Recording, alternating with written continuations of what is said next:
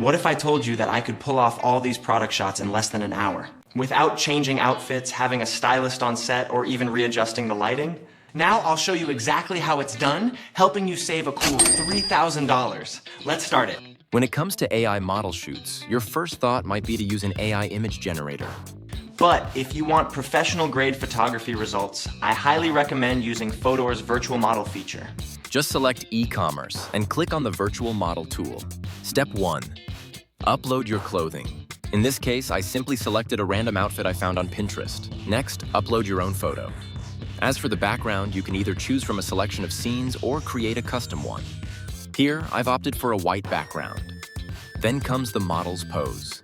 Typically, clothing photography requires the model to showcase the garment from the front, side, and back. If you feel these standard poses aren't sufficient, you can upload your own reference images for the pose. Finally, click Generate. We can also generate some BTS videos for these model images.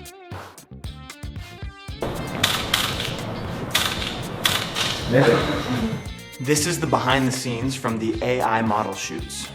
I've dropped the Fotor link in the description, just try it today. If you like this video, don't forget to like and subscribe to my channel. See you next time.